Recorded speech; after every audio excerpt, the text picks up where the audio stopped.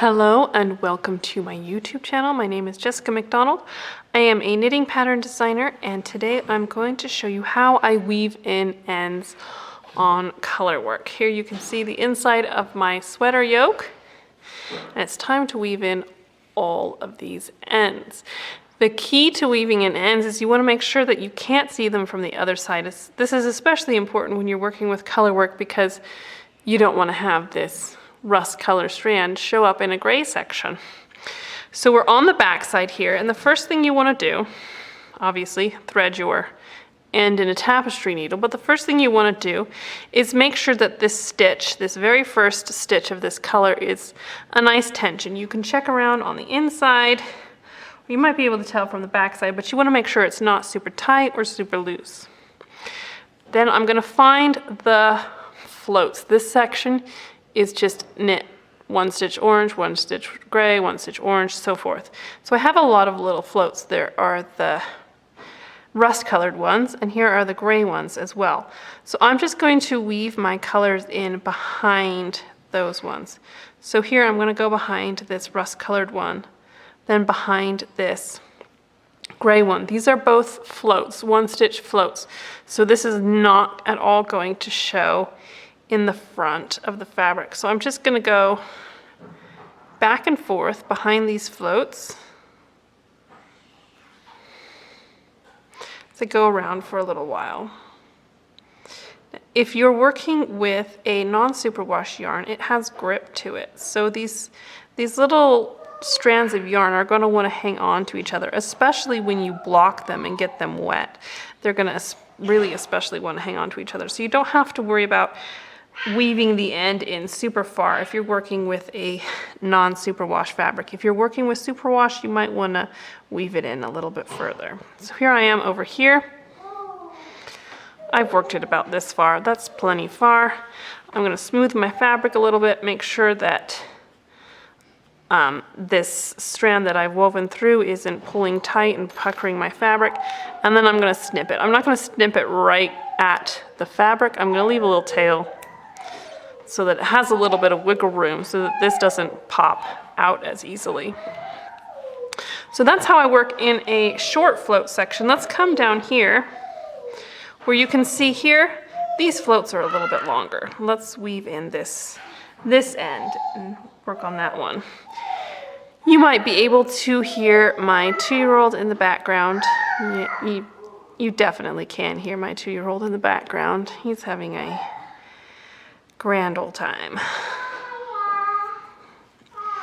Here are my floats. You can see here they're longer, so they're not going to hold my end as securely if I weave it in through there, but I'm still going to weave in through some of those. But I'm also going to look underneath the floats, so I'm going to scooch this float out of the way. So I'm looking for some green stitches back there that I can weave this green end into. So I'm going to come underneath this float.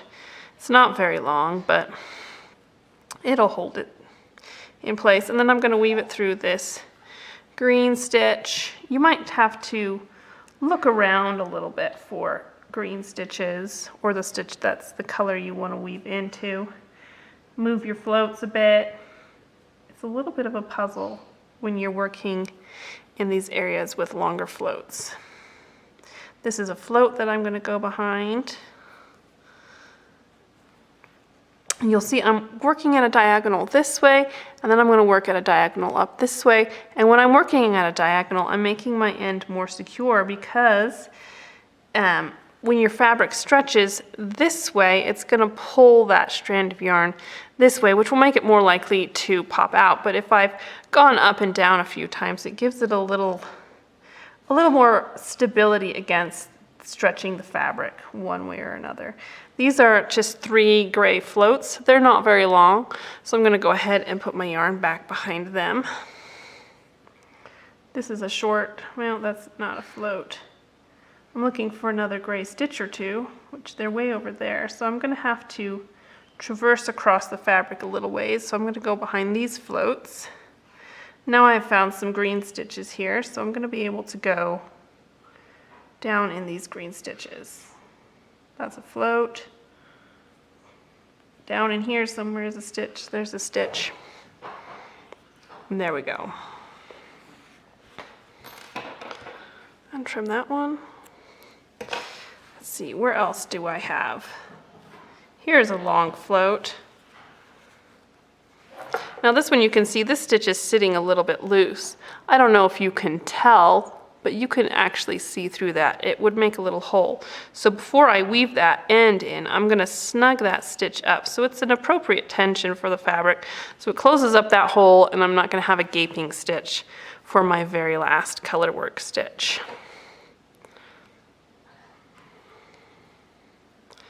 Now we're gonna weave this in. You can see I've got quite a few longer floats, but this is a star. On the other side, it's a star like this. So I know I've got some areas with the rust colored yarn that I can weave my end into. So I'm gonna sneak under this short, make sure you can see, under this short float here. And I'm working up to where I know there's a larger orange section up here, so I'm gonna work my way up there. Here's a gray float, I'm gonna go under. Here's an orange float, I'm gonna go under.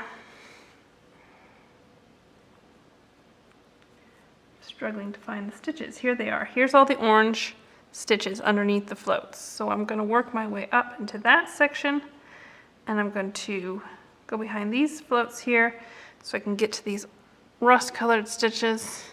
I'm sorry, I'm going back and forth between calling it rust and orange.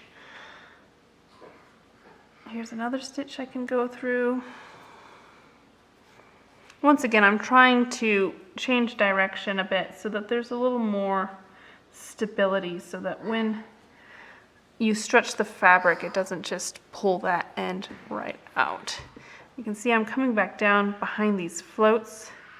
These floats are short, so I know that they'll hold the yarn nicely. And we're down here, we've got to work our way back up, but I'm in another section of orange, well, rust colored stitches. So I'm going to sneak into those stitches and weave it in a bit. Here I'm going behind a float, but here's some more stitches I can get into. Now I'm out of the stitches, I'm back into floats. I'll have to go down this way.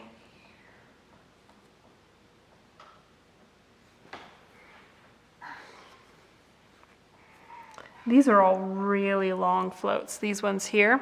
And behind those floats, it's all gray stitches. So that's not a good place for me to go to weave in this end. I'm gonna come up behind this last orange one here. It's gonna get me across to this orange section over here. I'm gonna weave it in behind a couple more just to secure it at the very end. There we go. And now I'm gonna trim my yarn. And that is how you can weave in your yarn ends in colorwork. Happy knitting, you guys.